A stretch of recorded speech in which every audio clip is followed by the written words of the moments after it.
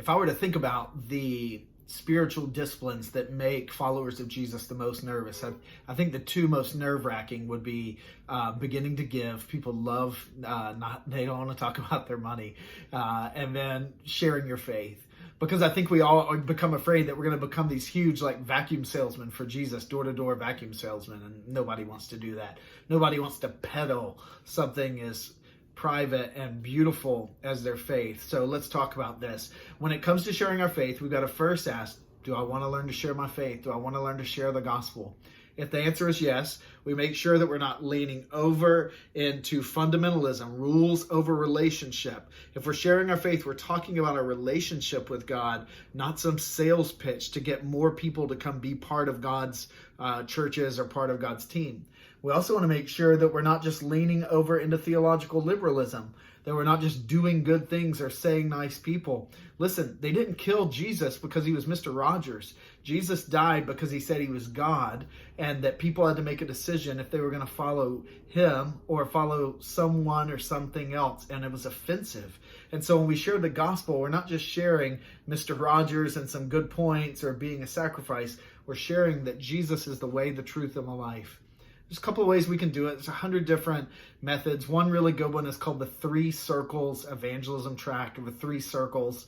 I would point that out to you. It talks about how God has a good design and sin and brokenness come into the world, but Jesus restores all things through the gospel and can make us new and give us new relationship with God. Gospel just means good news. 3 Circles is a good tract. There's another good one that has man on one side of a canyon and God on the other, and we can't get to God because we're separated by sin. We try to get across the canyon, but we can't. So Jesus stands in the gap and bridges the gap by the cross so that we can have relationship with God. These are great ones. But can I tell you the best witness, frankly, the best witness that you can share, if you want to take the training wheels off and you want to just begin to run, is to share what God has done and is doing in your life.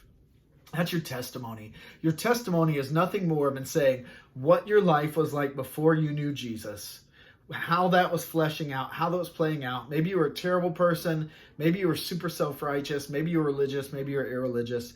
How Jesus came into your life, how you became a Christian, what that story was, and how Jesus is changing and rearranging your life and making all things new. That's your testimony. I would encourage you to write it out. I would encourage you to be able to share it in 30 seconds or less as if you were on the elevator with someone. I would encourage you to be able to share it in 2 minutes or less if you were sharing it over coffee with someone. And then you have the 30-minute speech that somebody's going to make into a movie one day. This one you won't have many opportunities in life to share with.